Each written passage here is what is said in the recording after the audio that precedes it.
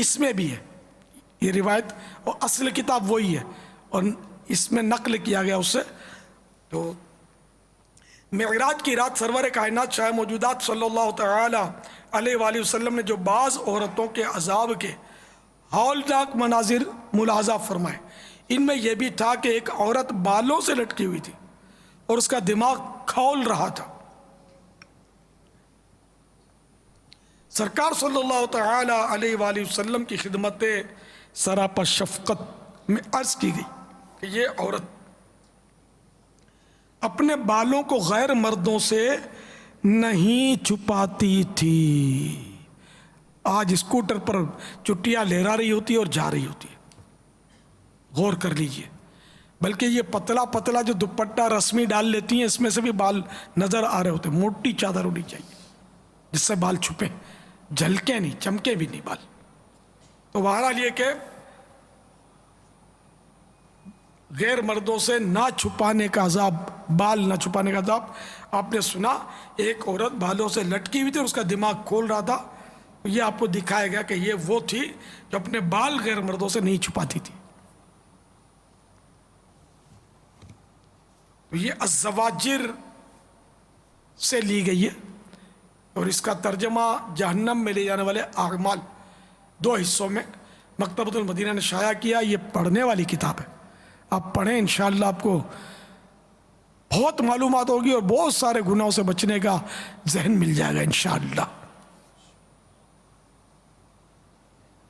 اب یہ کہ میرا اپنا ایک واقعہ عرض کرتا ہوں۔ غالباً شعبان المعظم 1414 سن ہجری، اب 34 ہے، تقریباً 20 سال پرانا واقعہ ہے۔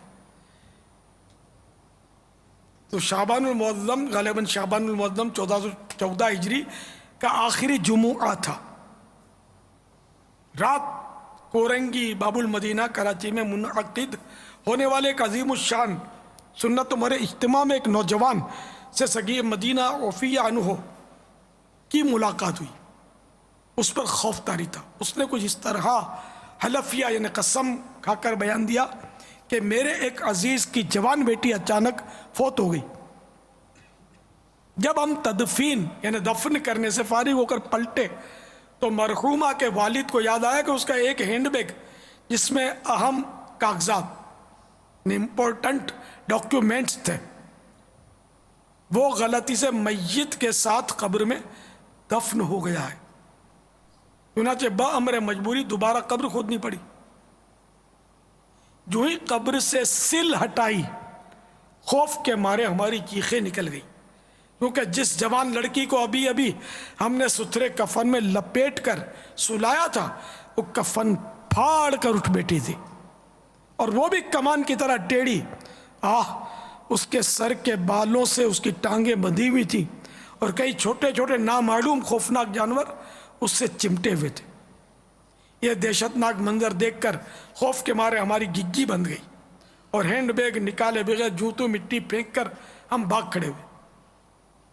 گھر آ کر میں نے عزیزوں سے اس لڑکی کا جرم دریافت کیا تو بتایا گیا کہ اس میں فی زمانہ معیوب یعنی عیب سمجھنے والا کوئی جرم تو نہیں تھا، البتہ یہ بھی آج کل کی عام لڑکیوں کی طرح فیشنیبل تھی اور پردہ نہیں کرتی تھی۔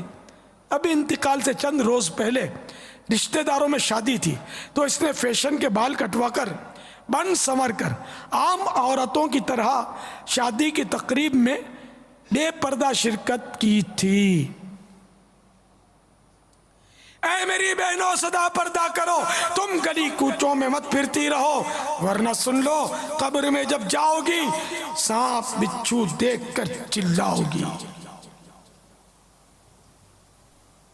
یا اس بدنصیب فیشن پرست لڑکی کی داستان وحشت نشان پڑھ کر ہماری یا سن کر ہماری وہ اسلامی بہنیں درس عبرت حاصل نہیں کریں گی جو شیطان کے اکسانے پر اس طرح کے ہیلے بہانے کرتی رہتی ہے کہ میری تو مجبوری ہے، ہمارے گھر میں کوئی پردہ نہیں کرتا، خاندان کے رواج کو بھی دیکھنا پڑتا ہے، ہمارا سارا خاندان پڑھا لکھا ہے، سادہ اور با پردہ لڑکی کے لیے ہمارے یہاں کوئی رشتہ نہیں آتا، وغیرہ وغیرہ۔ کیا خاندانی رسم و رواج اور نفس کی مجبوریاں آپ کو عذاب قبر و جہنم سے نجات دلا دیں گی؟ کیا آپ بارگاہ خداوندی عز و جل میں اس طرح کی کھوکھلی مجبوریاں بیان کر کے چھٹکارا حاصل کرنے میں کامیاب ہو جائیں گے؟ اگر نہیں اور واقعی نہیں تو پھر آپ کو ہر حال میں بے پردگی سے توبہ کرنی پڑے گی۔ یاد رکھیے، لوح محفوظ پر جس کا جہاں جوڑا لکھا ہوتا ہے وہیں شادی ہوتی ہے، ورنہ آئے دن کئی پڑھی لکھی ماڈرن کنواری لڑکیاں پلک جھپکتے میں موت کا شکار ہو کر رہ جاتی ہیں۔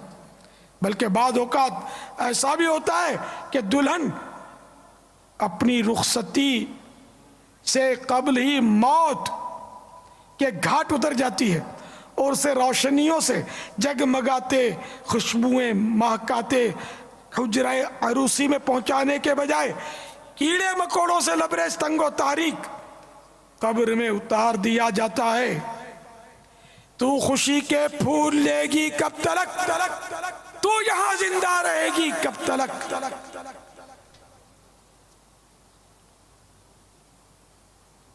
1986 کے اخبار جنگ میں اسی دکھیاری ماں نے کچھ اس طرح بیان دیا تھا: میری سب سے بڑی لڑکی کا حال ہی میں انتقال ہوا ہے،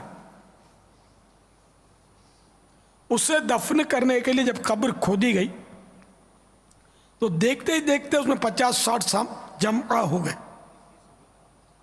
اور دوسری قبر کھدوائی گئی، اس میں بھی وہی سانپ آ کر کنڈلی مار کر ایک دوسرے پر بیٹھ گئے۔ پھر تیسری قبر تیار کی، اس میں ان دونوں قبروں سے زیادہ سانپ تھے۔ سب لوگوں پر دہشت سوار تھی، وقت بھی کافی گزر چکا تھا۔ ناچار باہم مشورہ کر کے میری پیاری بیٹی کو سانپوں بھری قبر میں دفن کر کے لوگ دور ہی سے مٹی پھینک کر چلے آئے۔